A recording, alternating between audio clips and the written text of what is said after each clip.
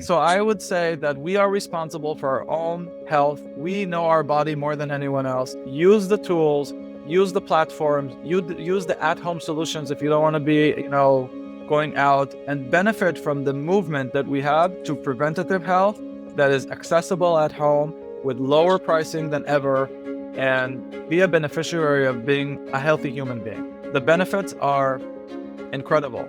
Being healthy improves your social life, improves your relationships with people, improves everything. You know that. The message that the people that I would want to listen to this is, I can say I want, the head of the CMS to listen to this and the head of the FDA to listen to this and all that. But I would actually say, I want mothers to listen to this. In the vast, fragmented landscape of modern medicine, a critical reset is underway. The system, as we know it, is financially and functionally unsustainable. But our guest today, Eliad Josephson, sees not collapse, but a new dawn. As a Wall Street banker turned Hollywood financier and now diagnostic industry architect, Eliad connects the dots across genetics, digital health, and distribution. He's a futurist reformer who sees diagnostics and preventative care moving to the forefront, empowering technology from at-home testing to AI. Today, we explore this new world where the patient is the proactive CEO of their own health. Eliad will share his journey, why his special forces approach to fractional strategy is key to this transformation, and what he sees as the true impact of this shift. Get ready to not just hear about the future of health, but to feel charged with the responsibility of bringing it to life.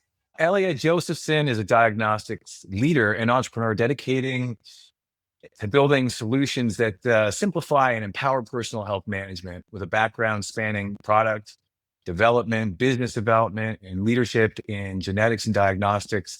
He brings a unique blend of technical expertise and human-centered strategy to his business development efforts. His work focuses on unifying fragmented health data from genetic testing to patient portals and wearables into these accessible, uniform platforms that help individuals make informed decisions. Drawing on his experience as a Wall Street banker and Hollywood film financier, Eliad is now focused on the critical reset happening in healthcare.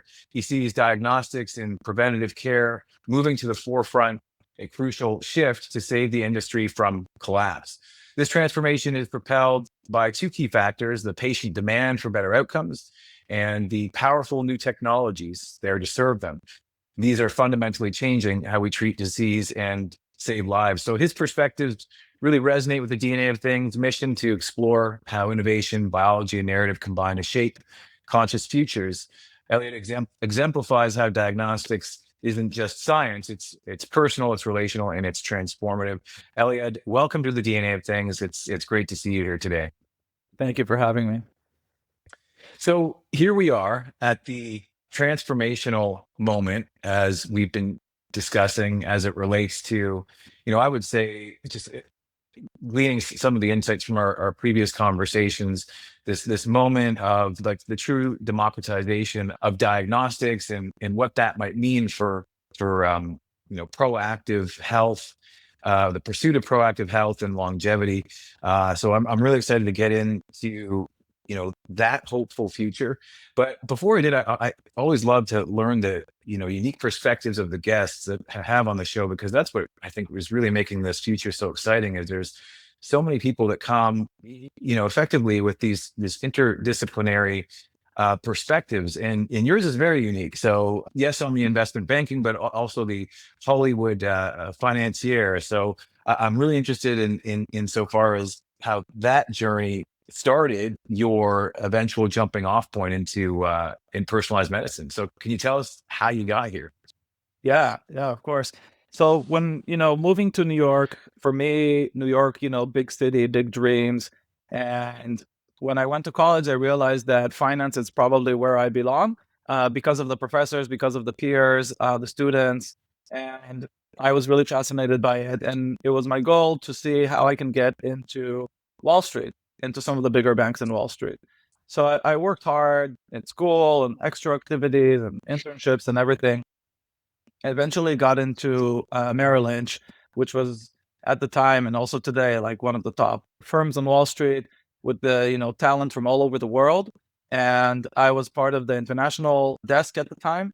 And it was amazing. I learned so much and really started a journey of being an entrepreneur, because my role at Merrill Lynch was to create my own business.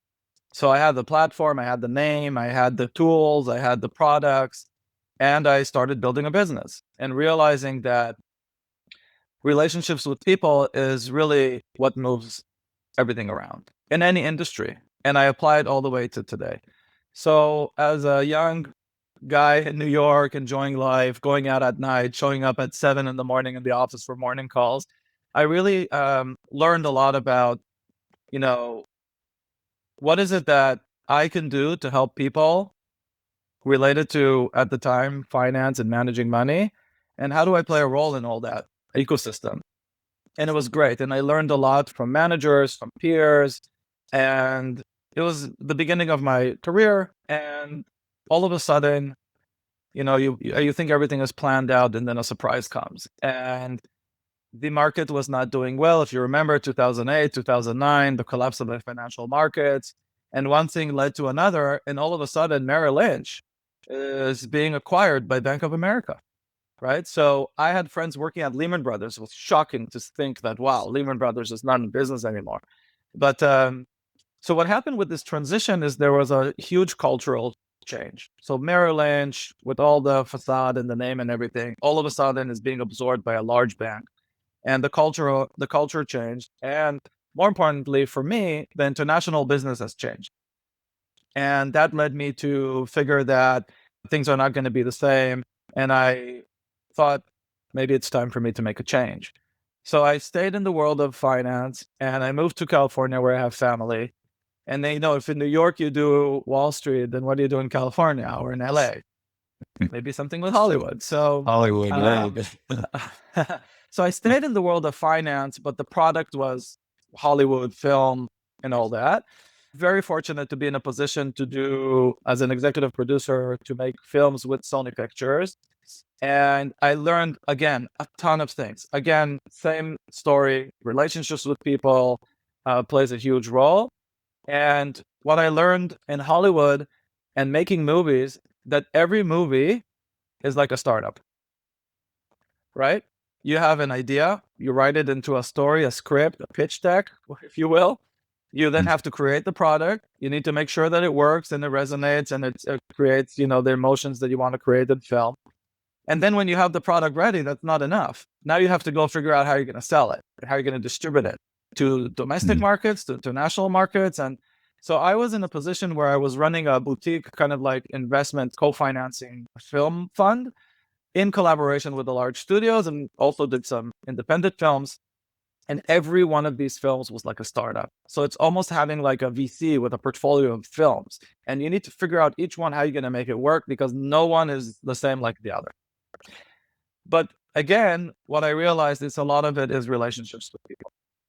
Now, the two things that combined Wall Street and Hollywood for me is I've seen that how do you measure success, right? And I've seen so many people, men and women, amazing people that were maybe very successful at what they're doing, but their health was not successful at all.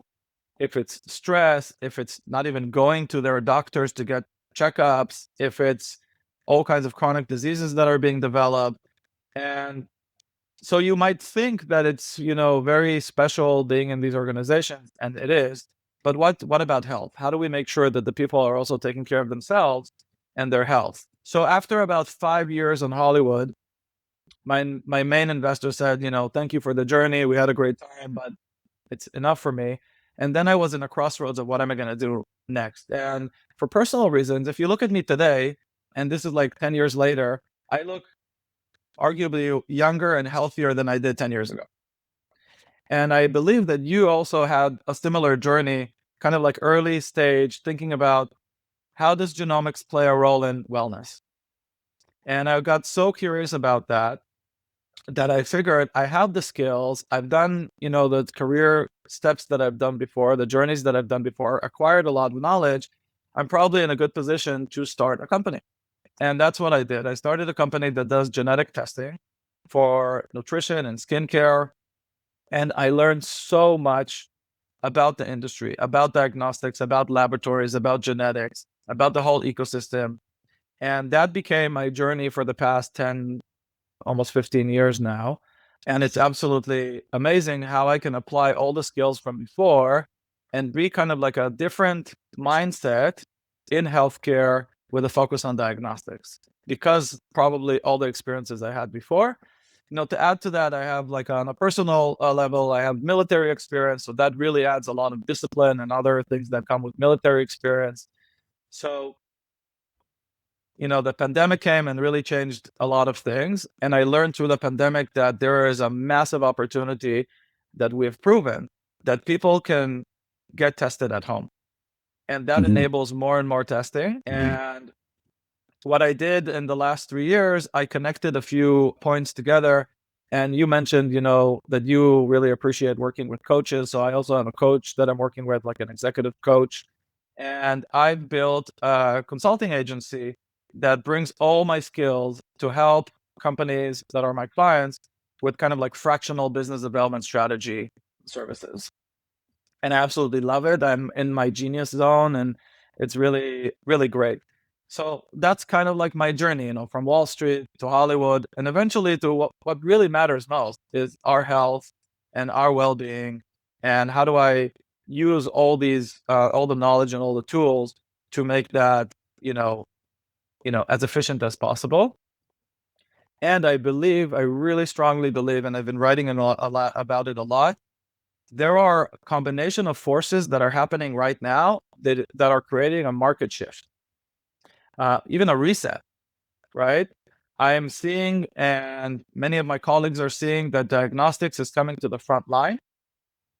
It's not anymore like, by the way, maybe we should do some type of diagnostic test. We see diagnostics really at the front, triggering a lot of the care delivery that we are doing today.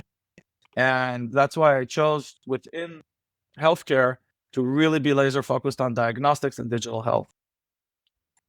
Amazing.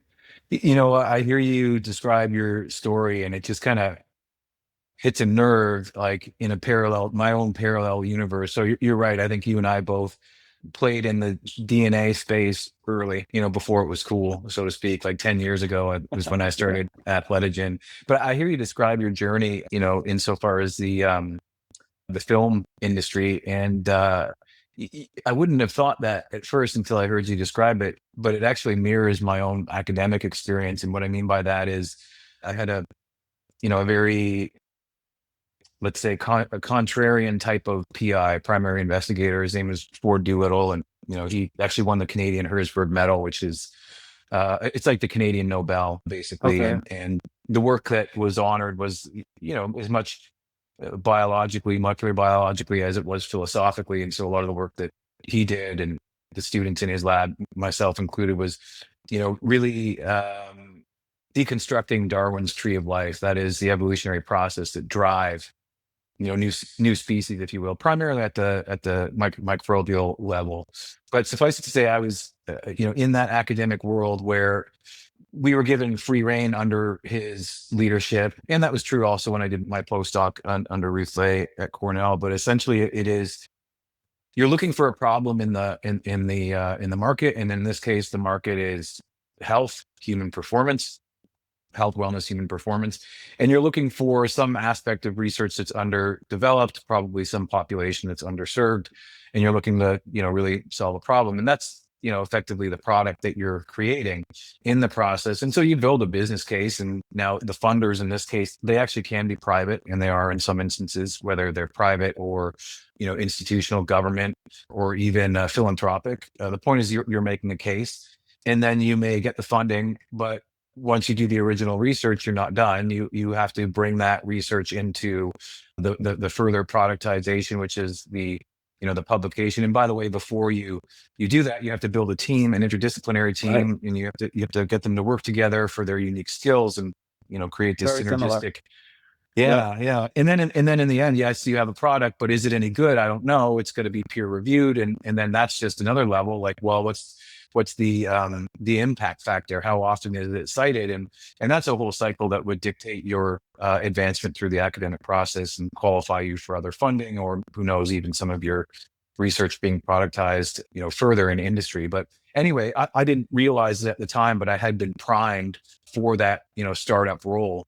And so there Right. were a lot of things very similar to starting a new business as there were to, becoming, a PhD or an academic, as I was for some time also. But the long and the short of it, though, was there when it comes to, my experience, again, this was 10 years ago, in bringing a product to market then versus bringing a product to market today. This is like kind of going back into the market readiness, and that's, the Yeah. diagnostics at home.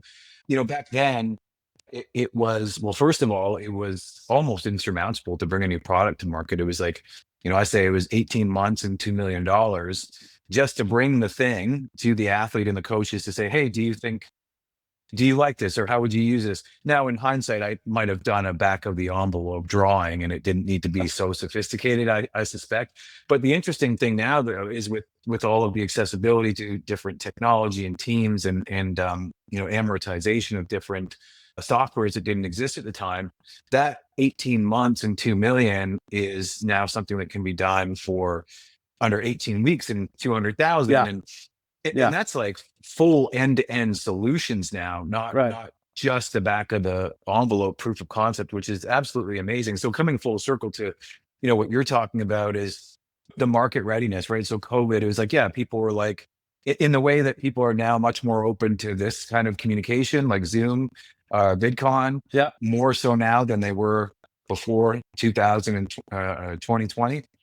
So it's true that they're more open to, diagnostics. And actually it's convenient that you don't have to go in to book your blood draw, that a Yeah. phlebotomist would come to you, that a lot of these are do it yourself. And okay, so I'm interested to understand more your business development, fractional business development and strategy type of work, because you touched on like the health side as well. Now, are you strictly building health solutions through collaborations with, labs and probably different products and ventures? Or are you also like coaching in like a health and human performance side? Is it like, do you offer both of that, or is it purely business development, or is it purely coaching, or is it a harmonization of both?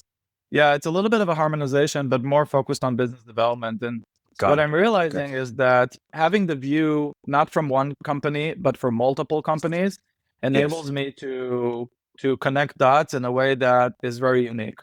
Right. And I think that is helping me a lot in adding value to the companies that are clients, and also people that are from the industry that need, hey, who could do this, who could do that. I need a solution for this and that. And I build a lab ecosystem, and I know a lot of the important labs and the various types of testing that these labs offer.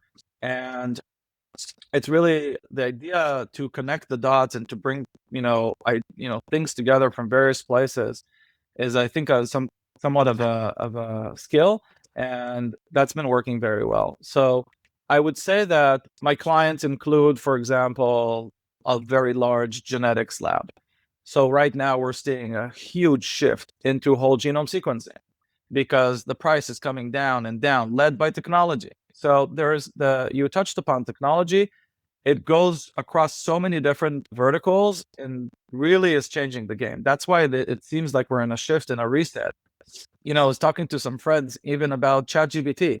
Like, think about Sam Altman is talking when he's launching his ChatGPT 5 about healthcare. It's Mhm. amazing. And what's happening is that more and more people are now using these tools. And let's take ChatGPT as an example, to ask questions, to get curious, to understand what's going on with them.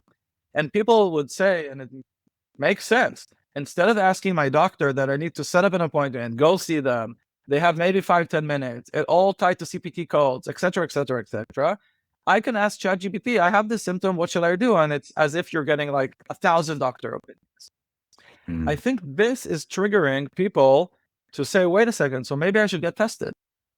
And Mhm. maybe I'll do a quick search and I'll check if it's, an example, I just did a male fertility test of a friend of mine, or if it's the other types of testing. There's so many different options these days. So I think that these technologies are helping people, patients lead into preventative care not wait for their doctors to order a lab test for them.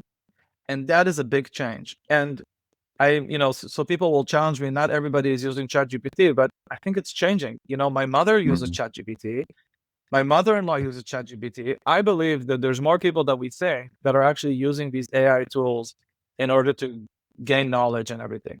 Now we have to be careful with, privacy and all that, those, regulatory issues and hallucinations and all that. But nevertheless, we didn't have that when we were starting our company 10 years ago, No. right? And look how things Right. changed. Yeah. It's interesting that when I hear you say it like that, and I didn't have this thought until just now, where it's like, my coach used to say this to me, my track and field coach. And I mean, I love him to death. He's a lifetime friend. He passed a few years ago. And, when I met him in like 2001, when I started sprinting. And at the time he was a, 70-year-old sprinting Trinidadian sprint guru. Okay. And I was just a walk on. And he took me from being ranked, 700th in the country in the 60 meter to 7th in the country in 3 months. Wow. Yeah, he was one of those people that, could see potential in people, and he knew how to communicate it in such a way that they could see it in themselves and then kind of act on it. And then also he could understand and communicate the performance version of the minimum effective dose, right? Like you hear that statement in pharmacology, for example, is like, Right. well, Mhm. what's the minimum effective dose? Well, the same thing is true of high performance sport, because you're flirting with a career ending injury every time you're out there doing a performance. So Right. one of the other things that he said, see, he was a polymath. By the time I met him, he's retired. He was a PhD in geology, but he was also an elementary school teacher. But he was studying his PhD in psychology and kinesiology and computer science. Anyway, one of the things he said to me was, Jeremy, you are the expert in your own body, right? Because you're Exactly. wearing it. Now, you might not know the questions to ask, and I think that's an important thread to come back to in a second here. You may not know the right questions to ask, or the algorithm to run the differential diagnosis to get definitively on to the underlying root cause of the symptoms, but you can describe the symptoms well. And when I think of something like, if I go, oh, if I have like a weird, mole on my back, a sunspot or something, like I can't see it, but my wife can see it and she can point it out.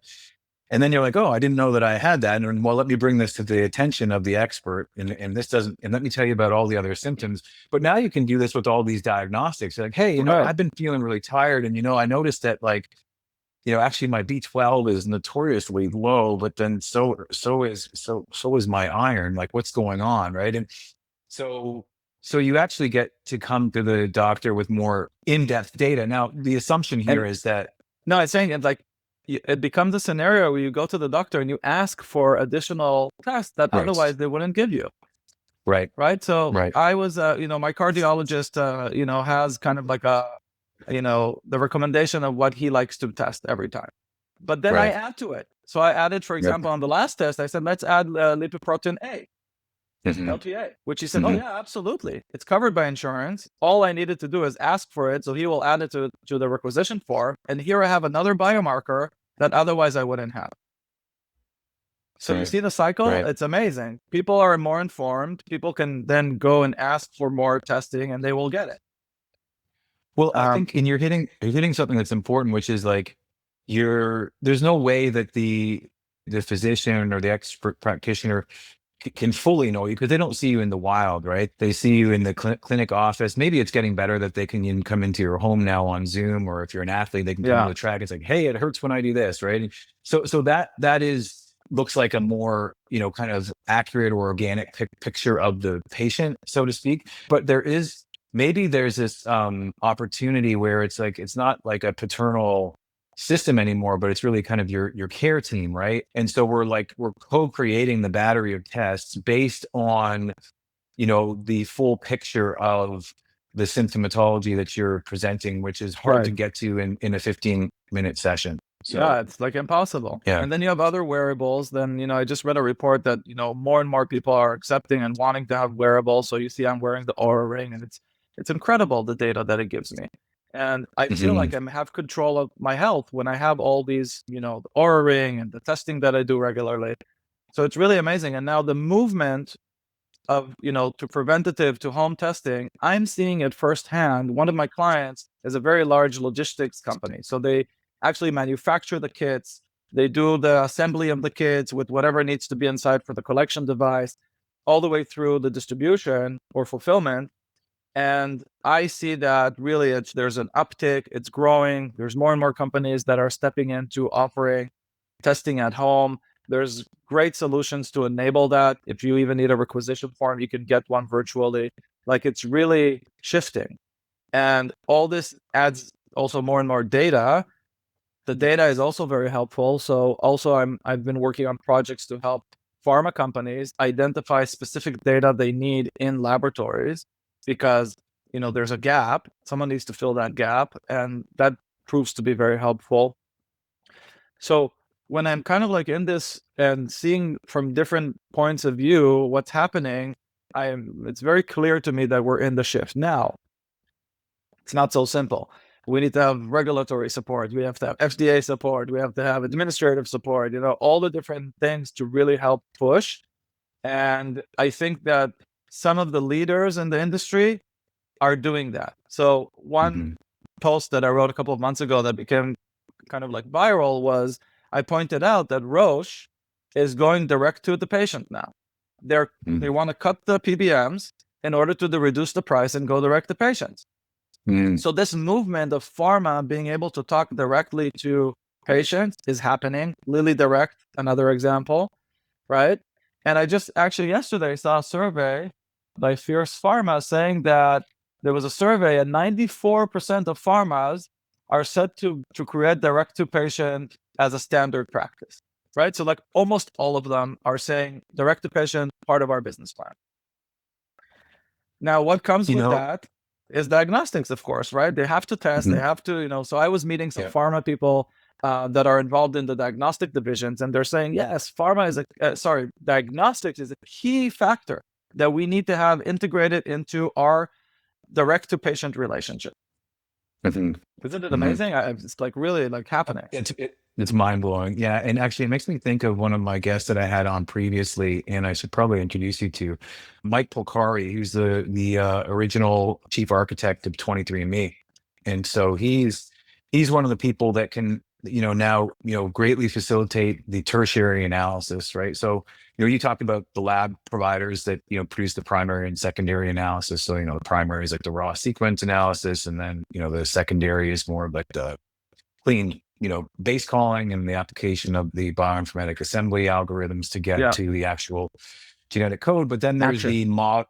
Exactly. There's the model on top of that secondary analysis. And that can be, standard pharmacogenetics tests, for example.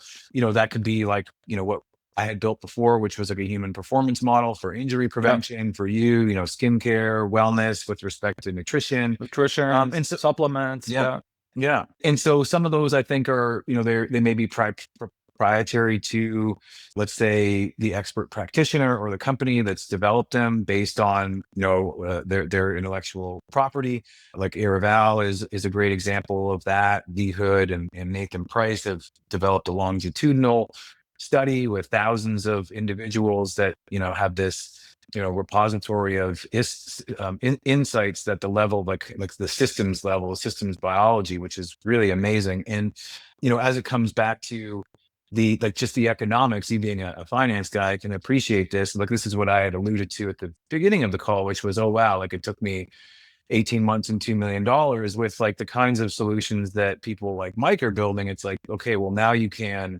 license these technologies for the tertiary analysis. You can have, the HIPAA controls and the data storage in place. You can actually bring your own model for analysis, have your own instance of it, but then actually license your model, because while ChatGPT is great and I use it, you do see there's the risk of the hallucination. There's kind of the layer, the walled garden you have to set up as insofar as, well, here's my data, here's my family history. Here are the people like me that you ought to be comparing to for a better outcome and recommendation. And here are the folks that I want to share that data with. So, and I think like all of those kind of controls and parameters can, those are available to set up instances, for that today. So like what you and I were building, like we said, took millions and years, is now something that can take weeks, and the Right. cost of amortization of the And if technology, like. you if you use the analogy of film, the Mm, hard part is the distribution part. So I yes. bet you that you and I can spin up a company now in a couple of months with all the Yep. bells and whistles because they're all available, Yep. right? Yep. And then Yep. you need to do the distribution. So I think that's the hardest part, is how do you sell it? What's the right price? What's the cost of acquisition? There's things that are changing with, privacy. For example, Meta had a whole privacy change recently, which is, making it more difficult to retarget people in healthcare. There's forces like that. So I think the challenge that a lot of the entrepreneurs have with their platforms right now is to get the distribution going, to have enough patients that are willing to pay the price that's needed to make it all work and then scale it up. So I believe there are some that are doing it right. Some are using influencers for that. Some are using, science for that. There are different ways to engage. But I think all that is changing as well, I believe. And, the reason that going back a few steps, the reason that I'm so passionate about preventative care, because, and you mentioned it in the introduction, if the system as a whole, if the ecosystem doesn't figure out how to help people get to Medicare age healthier, then the system will collapse. And think about it today, like I have the number here, 95% of people arriving to the age of Medicare have at least one chronic disease. And then 79% have two or more. That is very expensive to keep these people, going and alive and healthy. If it's medications, if it's treatments, if it's diabetes care, all these different things. So I think there's urgency, and I believe that I'm seeing now a little bit more push from the FDA to get diagnostic technologies approved and going. Right? I keep on seeing, I don't know, maybe it's just my feed, but I keep on seeing more and more companies are getting approval from the FDA. One of the, very close friends of mine just got an approved FDA device for STI testing. So you can do STI testing at home, FDA approved. That is incredible, right? Mm. So the whole story, and it's not just a longevity story. I think it's a preventative care story to help the system, prevent the system also from collapsing. Think of it, the system is kind of like a patient. If we don't take care of the system as a patient, it will collapse. And that's a scary thought. The other thing I wanted to mention about FDA, which is interesting, is that most of the diagnostic testing are classified as class number 2, which is better than being class number 3 that is very hard to get approved. So there is momentum, and I encourage, people that are in the space to, if they qualify and if they have, an innovative solution, to go through the FDA process, because I feel like there is more leadership over there that are saying, yes, all these tools are really, really helping with the overall preventative care that we want to achieve. So when you are kind of sitting at your biz dev and strategy position, you mentioned like pharmacy, and you mentioned like distribution. I think something interesting about the pharmacy example is, well, I mean, I was almost going to say it's bricks and mortar, but isn't that it's also evolving so that it's remote? But even still, like well, I mean, okay.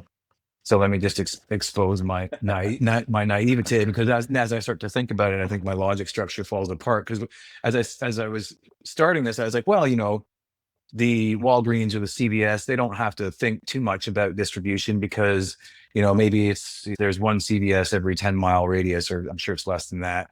But the point is people who are close by are going to walk in and pick up their prescriptions that were ordered by their their doc. And I'm like, oh, well, actually, not everybody has a GP.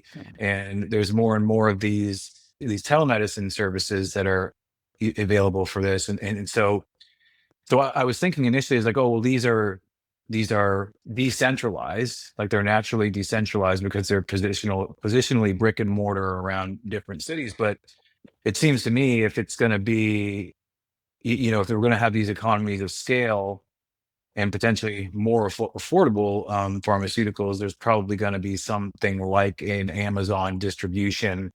centralized system. So, but still, I mean, I think there is a marketing and distribution component to this, and I think this comes back to like the benefits now are that you don't have to build all of these technologies from scratch. Like for example, you don't have to buy and certify your own lab and keep it equipped with the latest sequencers and people. Like you can outsource that. You don't Right. have to build your own bioinformatics pipelines and cloud storage Right. instances. There's people and places who can help you with that. And so you as the person that's providing like the insight to end value. So I think about my days at Athletigen is like really what I want is to give the coach the information to give to the athlete that is a revised training program so that they don't rupture their Achilles tendon. Right. That's Uh-huh. the outcome that I'm most excited about delivering. And I can do that by connecting the nodes in the network in such a way so that that insight now costs, I don't know, $99 instead of $99,000, Yep. in so far as, the evolution of precision insights for athletes, like, what Tom Brady and LeBron James pay per year to manage their bodies is so expensive because what they are paying for is not available with the economies of scale. But I think what you and I are talking about here is as people start to bring this concept of the division of labor to the diagnostics industry itself, that is my expertise is insight and human performance. Yeah. Yours might be supply chain optimization or network. Anyway, you start to see the ripple effect of costs becoming, well, it's like reverse Moore's law. It's like ridiculously cheap for these Yeah. previously notorious tests. Like, I mean, even something like the human genome. What was it? Steve Jobs paid 200,000 for the whole genome or whatever it was, Yeah. and now that's under $400, and it's getting cheaper. Probably going to be under Yeah. two It's hundred. interesting you mentioned that. I just wrote an article about that, and I put an image of the cost per raw megabase of data sequence, of DNA sequence, and it shows the Moore's law graph. And the price at 2001 was around millions, and now very well, you've been involved in doing sequencing work. The price has come down so significantly that more and more people can do whole genome sequencing if there's awareness. But I believe that the next push that we're going to see is that newborns should have whole genome sequencing. If not newborns, then young adults, because the value of the data is so much greater than the risk of, diseases and rare diseases and things like that. So technology is enabling that. Just like ChatGPT is making awareness. The sequencing companies are making it cheaper and cheaper. The data, the quality of the data is as good as the millions used to be, right? Same data. So I'm seeing a lot of that. I'm seeing a lot of pharmacogenomics testing, tying that into the pharmacy. People are starting to question, why am I taking this drug? Why am I taking this dosage? Does it work for me? So pharmacogenomics is continues to be relevant. More and more awareness is happening. I actually read an article once that there are patients that are asking their doctors to do a pharmacogenomic test. So that's pretty amazing. And the Yeah. reports are very actionable. So I'm seeing a lot of that. There are some government initiatives also. So there are some RFPs coming from government sponsored groups like the VA that are doing, offering, in the VA case, there's a lot of depression medication going on, and they're trying to help the people, make sure that they get the right type of medication and dosage. So, again, diagnostics plays such an important role in all this effort, and it continues to be amazing. I have so many things here I opened up as data points, but it's just like that all the evidence is there that we should put a spotlight on diagnostics. And for example, we have now, in a couple of weeks, the health conference, HLTH, the largest innovation conference in healthcare. And for the first time, there is a diagnostic zone that is going to be focused on diagnostic companies. And there is a stage to do thought leadership and to show the latest innovation and to talk about what's happening. So I see also from leaders in kind of like shaping where the industry is going, like you mentioned earlier, they're very enthusiastic about this topic. And that's in Las Vegas, right? Yeah, that's in Vegas, October 19th. 19, right. Right. Yeah. So you work with a diversity of, I guess, the nodes in the network. So you work with labs. It seems like you work with kitting companies. You're now potentially working with pharmacy through the pharmacogenetic value. And what? How did you come into this role, and how do people who are listening, like how would you position your services to people who are listening? Because it's I ask because I find myself similar to you, right? Yeah. Where it's like, so one of the things that I'm able to do through this podcast is connect people. Like I already can think of 2 to 10 people to connect you with based on Amazing. this conversation. And so yeah, and so so what I think about it is, like, when I was a kid, I played baseball. I wanted to play organized baseball, but we couldn't afford it. And so what I did is I could round everybody up in the neighborhood, and I could get I could get the And hit neighborhood a ball. roaring. Yeah, I get the neighborhood roaring by like 7 a.m. on Sundays. Parents hated me, but so I had the I love superpower of that. like pulling everybody together. And it Yeah. sounds like you do something like that. But the reason that I'm asking, because I'd like to hear you describe what you do, because selfishly I want to learn from you when you describe it. But then also, if there are people listening and you can help them, obviously I'd want to be, connecting you to the folks that you can help provide value to. Yeah. So you go from this Wall Street to Hollywood financier. Now here you are in this emergent diagnostics odyssey solving potential here, and you're kind of like in the network somehow, creating some gravitational forces to improve the system and improve health outcomes. So I think I'm kind of describing it from my perspective, but how would you describe it, and what are the kinds of people that you work with or you're looking to attract? Yeah. No, first of all, I appreciate it. I think that, the common denominator throughout the whole journey is relationships with people. Right. And, and, people work with people they like, people work with people they trust. And, if people have the ability to create that, and if they're really passionate about it and like that, then, the human connection happens. And then great things can result from that. So Mm. for me, I think it comes naturally. I do practice it. So it's not only relationships with people in business or in work setting, it's community, it's family, it's, activities that are beyond just work that are also actually very fulfilling. So I think that is an important point. Now, what I realized is that organizations need very high level executives, thinkers, people that can kind of like have a ecosystem approach, but these people are very expensive. And so I realized that there is an opportunity to provide fractional work, which in my assessment, it's almost like the same work as if hiring somebody full time, because it's a lot about, thinking and being able to push things forward.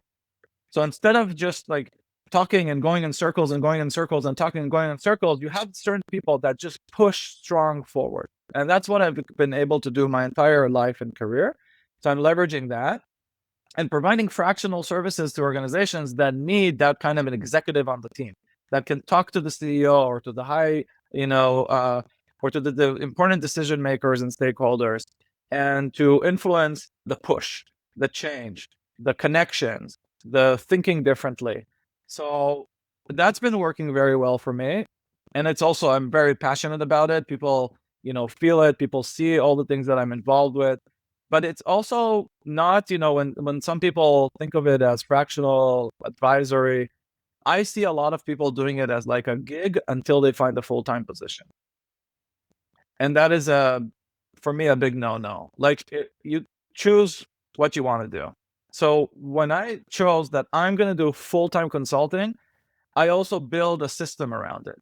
So I have CRMs, I have assistants, I have an infrastructure that helps me execute all the work that I'm doing so I can scale.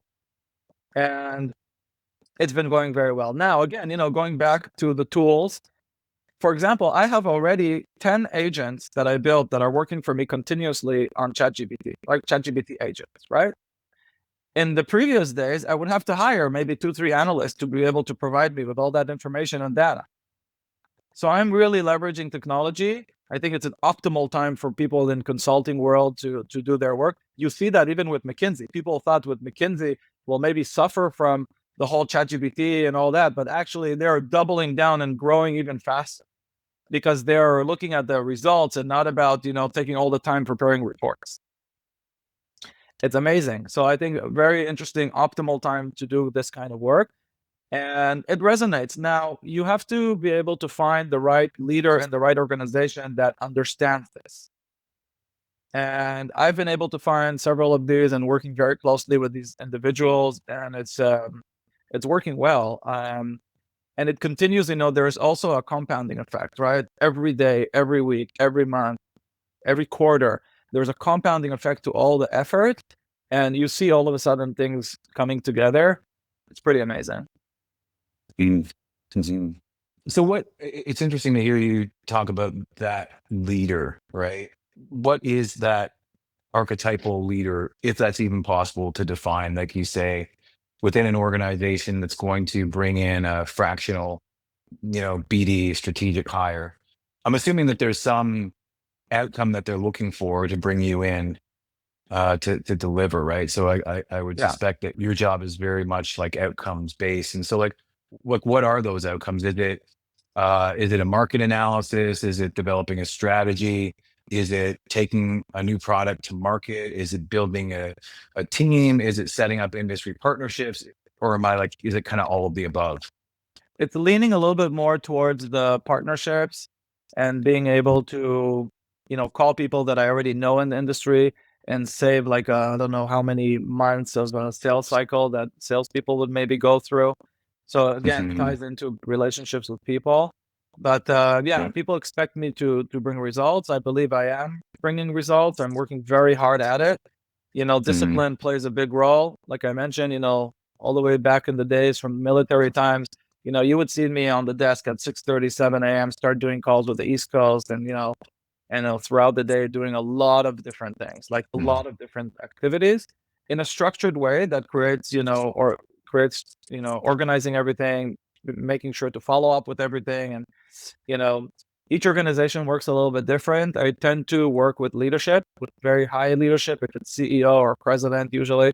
And I don't know, maybe I'll recommend some of those people to come in your show and they can vouch for if it works or not. But I believe it's working. It's not to replace salespeople. It's not to replace biz dev people. It's an additional, like, special forces, special situation kind of person that can do the push that the organization needs.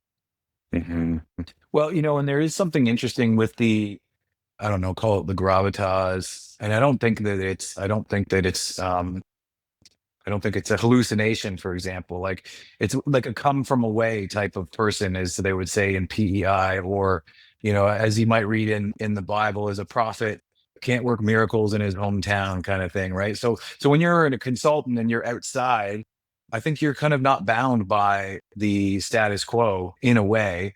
And maybe you're not hesitant to rock the boat, or said another 100%. way, yeah, you're jumping in this fishbowl from the ocean that you were just in. You're like, oh wow, it's really dirty in here, or it's really hot, right? So I think you bring a perspective that you just can't have if you're kind of inside the company for too long. So Yeah. Look, yeah. there's no politics involved in this kind of role. Internal corporate politics doesn't exist. And, there's been studies that have been proving that in some cases, CEOs are very, top leaders in organizations are a little bit lonely. They don't necessarily want to get the advice only from their team members. So there's a very unique role to play from somebody from outside saying, hey, look, this is how it's going in this area, or this is what I'm seeing that's working well, or this is not working well. You should think about that. And the ability to talk openly without the fear of I'm employed and what's going to happen and what it was, all this nonsense is just out the door. So you're able to have conversations that are real conversations without the fluff. And I'm a very direct guy. I talk direct. I say what I feel and what I experience, and I think people appreciate that. And that becomes an asset for the organization.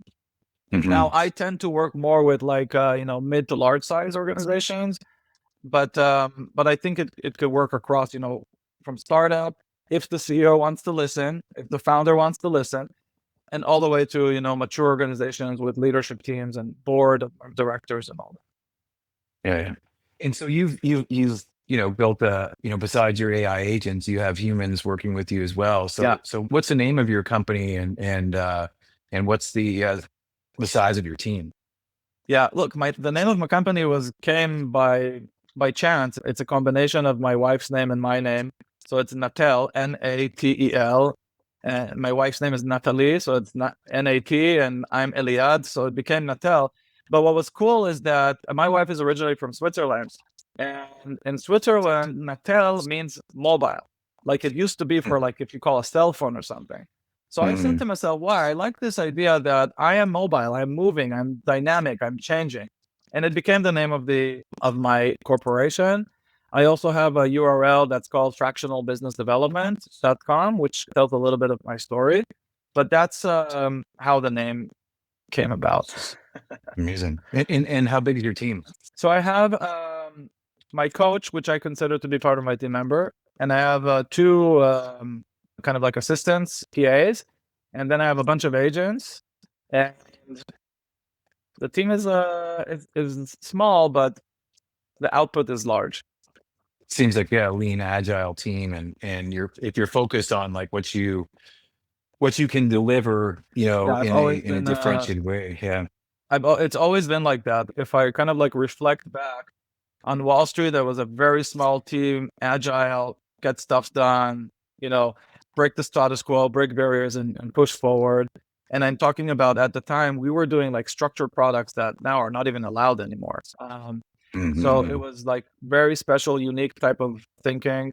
Then in Hollywood also, very small, agile team that actually moves the needle and not large teams that are hard to move.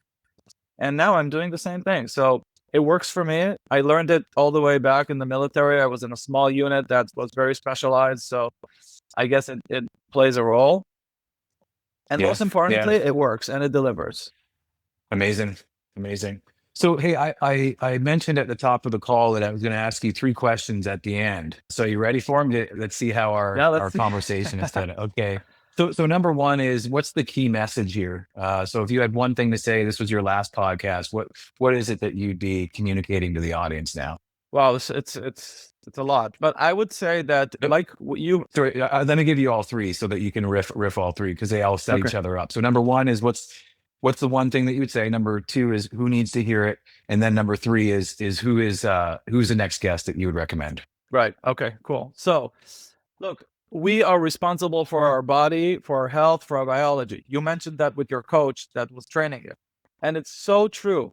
And therefore, the message is people should pay attention to their health. It's the most important asset that we all have. And I know it sounds like a cliche, but it's for real. And the tools are so available, and the tests are so available, and it's mind-boggling. I have friends that they consider themselves to be healthy, but if you ask them, when was the last time you did some blood work with your physician? It's like, oh, I don't remember, maybe 3 years ago. That's awful. That shouldn't be that way. So I would say that we are responsible for our own health. We know our body more than anyone else. Use the tools, use the platforms, use the at-home solutions if you don't want to be, going out, and benefit from the movement that we have to preventative health that is accessible at home with lower pricing than ever, and be a beneficiary of being, a healthy human being. The benefits are incredible. Being healthy improves your social life, improves your relationships with people, improves everything. You know that. the message that the people that I would want to listen to this is, I can say I want, the head of the CMS to listen to this and the head of the FDA to listen to this and all that. But I would actually say I want mothers to listen to this.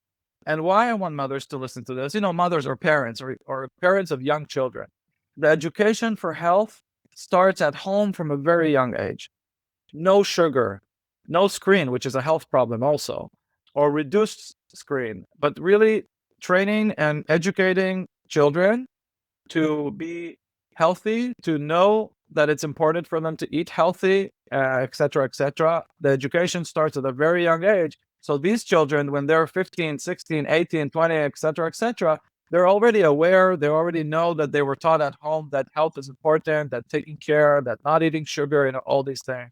I think that will have a lasting impact. And we just now celebrated the Jewish New Year's, and I go to synagogue, and I love hearing the rabbis talk and give wisdom and education. And one of the things that was pointed out was very interesting. They said, "What does it mean to give your child good education?"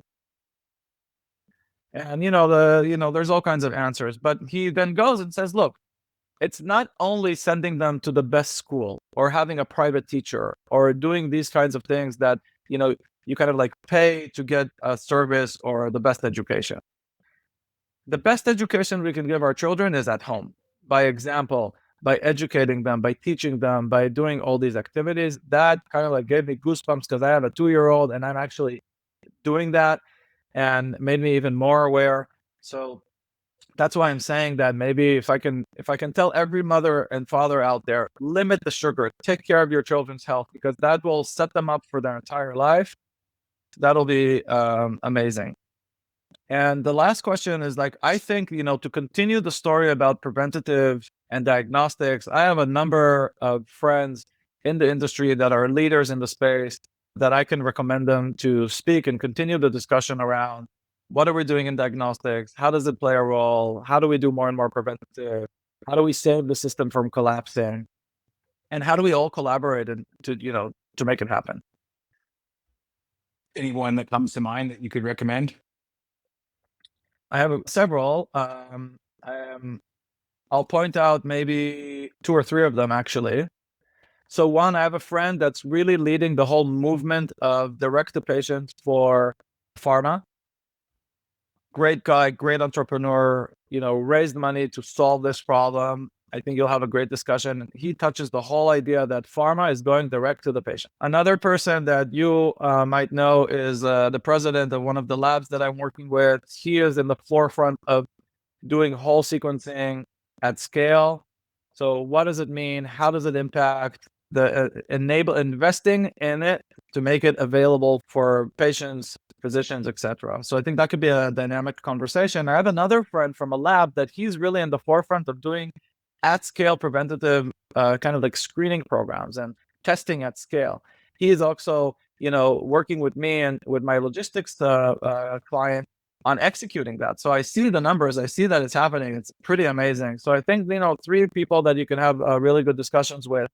And I would also think about adding a female. I know that these 3 are guys, but there are also females that are really doing incredible work in women's health and these categories. So I'll send you some good options.